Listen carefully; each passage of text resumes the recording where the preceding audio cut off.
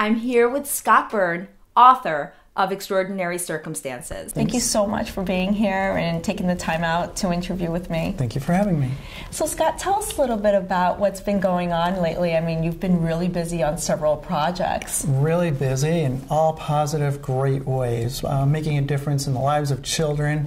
I'm currently speaking out about my experiences as a survivor of a parental abduction case that had national and international media attention for a long period of time, 30 years ago when I was a child.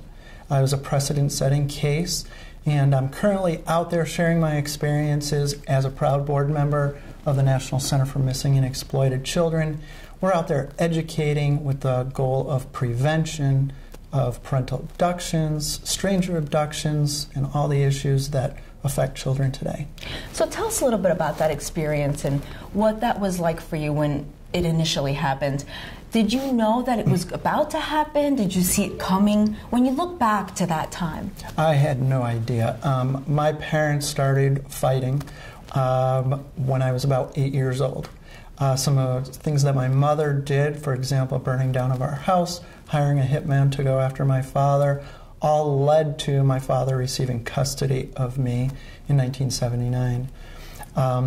At that time, on the very first unsupervised visitation, my mother kidnapped myself and my younger brother.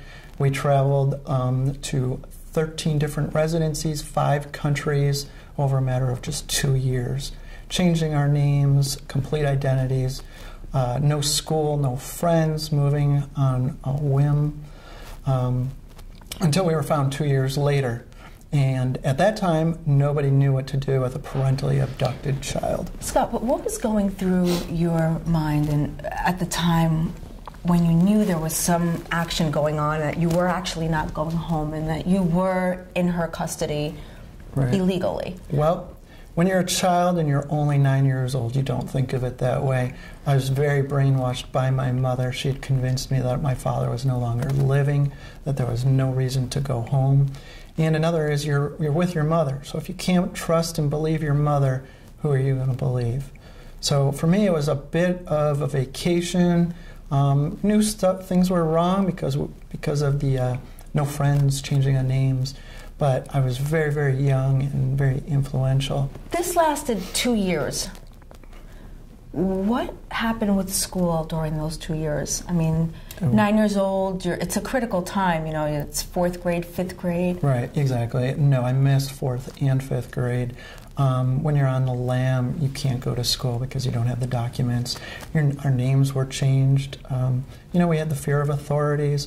We were never in one place long enough. 5 countries, 13 residencies in 2 years is a very long, short time in each place. Mm-hmm. Definitely. And what about your health? I mean, did anything affect your health at all? Only emotionally. No, healthy young child, but no, emotionally, it leaves scars of insecurity, anxiety, fear of authority.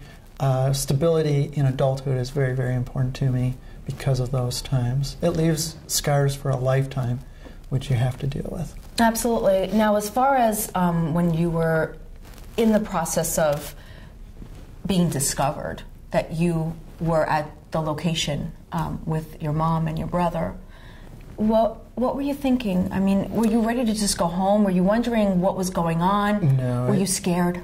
Of course, we were terrified. It happened very, very quickly. We woke up one day, we were with our mother, average day, and our photos were placed in 1981 August edition of Ladies' Home Journal. And our sitter recognized us. She immediately called the FBI. We were discovered, and within an hour, the FBI had us and set up an elaborate scheme to capture my mother very dramatically. And that evening, we were all in jail, because at that time, in 1981, they had no idea what to do with a parentally abducted child. When you say they didn't know what to do, does that mean that the laws were completely different than what they are today? How was that process? Well, compared to how it is today? The laws, believe it or not, that's one of the positive things I'm working on today. Some of the laws are not too far away from 30 years ago. I've been speaking to legislature throughout New York State to get laws changed. to try to make a difference that way. But back then, social workers, judges, attorneys, nobody knew what to do, because it was 3 years prior to the founding of the National Center for Missing and Exploited Children, which is out there educating law enforcement, teachers, survivors, and victims. Now, what would you say has the highest rate of abduction? Well, right now it is stranger abduction, but parental abduction, there are almost 250,000 cases a year, because we've got a divorce rate of almost 50%. In the effects, people might say offhand, well, a parental abduction isn't as serious as stranger. It's the same exact effects. An abduction is an abduction, and we have to put an end to it and educate the public that that's exactly what takes place. So once you were living with Dad and things were sort of getting back to somewhat normal, what was explained to you? Nothing was really explained as much as my own finding out, my own desire for the truth. Do I believe my mother? Do I believe my father? Because I had two different people, two parents telling me two different things. I did the discovery on myself as a young teenager and saw exactly what happened. And you know, the facts told me the story of who was lying and who was not. So it really took me to stand on my own 2 feet to find out the truth. Scott, do you forgive Mom? Absolutely. It took a long time. Anger is a horrible thing to hold, and it took a very long time, absolutely. But that's part of the healing process, getting rid of the anger, absolutely. And what would you say was that healing moment for you? There were several different steps. One was a long period of time between communication. One was finding out the truth. The final one was her final and last gift, which she took all the anger away when she committed suicide. So that was the final moment. Did you go to her funeral? There was not a funeral. There was not. She left me a note explaining how she really never understood her actions and therefore the consequences. Had she understood, we probably wouldn't be sitting here today. So you're married. Yes. Tell us a little bit about your family. I met Jill 2 years ago. She's standing right here, and very accepting of who I am today because my experiences have formed who I am. I might require a little more than the average person as far as need for stability and understanding. Then on the other hand, I'm doing some extraordinary things. Spokesperson for the National Center for Missing and Exploited Children, which was formed in 1984 by John Walsh. We're trying to get laws passed to protect kids. I go out there, speak to large audiences and on shows, trying to show that this is put the best interest of the children first. So as far as the one major moment in your life that you can remember, what was that one moment that you could recall was the most special for you? Gosh, I've had such a special life. I don't know if there is one moment. My first talk show was a guest on Oprah, and when I was there, I was very fortunate to just sit there and be peaceful and know that all my experiences were behind me. Now that I'm talking about it, it's allowing me to stand on my own 2 feet, realize that nobody's ever going to hurt me again, and you put all of that in the past and just look forward.